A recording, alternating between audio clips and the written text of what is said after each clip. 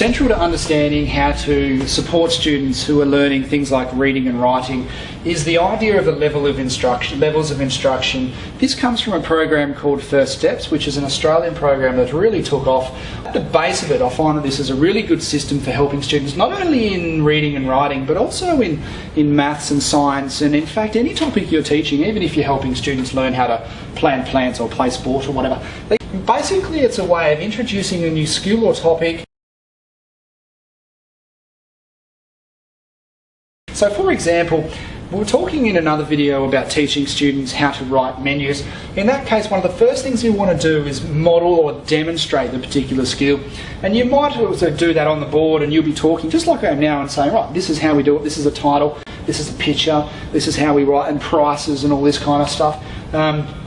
You may even bring some authentic text, and that could take 10 minutes, or it could take a week. The other thing to mention, if you're breaking tasks down into little steps, you may do modelling for a larger sort of skill, like writing a menu. You may do modelling a number of times in little bite-sized chunks. The thing to do is share what they call shared writing, or what that basically means is you'll then, let's say you're on the board and you'll be the scribe, and you'll have, say, your menu, your title up the top, maybe your restaurant, and you'll get all the students to give you ideas, and you'll sort of guide it a little bit, but you're getting students to come up with the ideas. So, right, okay, we're going to have our burger. What are 3 different types of burgers we can have?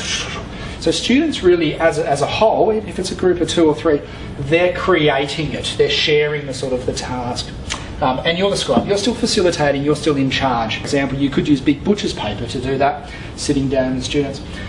You could even get the students to be the scribe, have someone be up the front and be writing all the information up.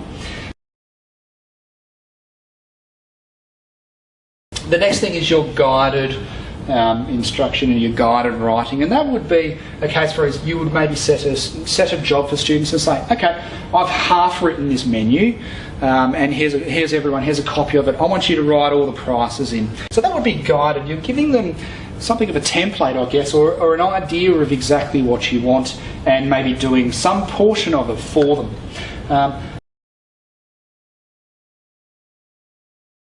The next thing you can do is some independent work, and ultimately that's where you want students to get. And there's no such thing as completely independent, because even as an adult, if you've got a particular task to do, you're always guided by what your employer needs you to do, or by what the parameters of the task. But the idea of working independently means that a student, you can say, right, here's what I want. I want you to do up a menu. I want it to be a restaurant of your choice, and of course I want it to be I want all the items to be under $20, and you need 25 items.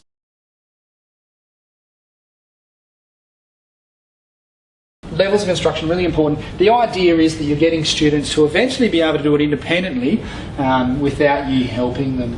So it does apply across a broad range of subjects. Even with adults, this stuff is really important. Levels of instruction.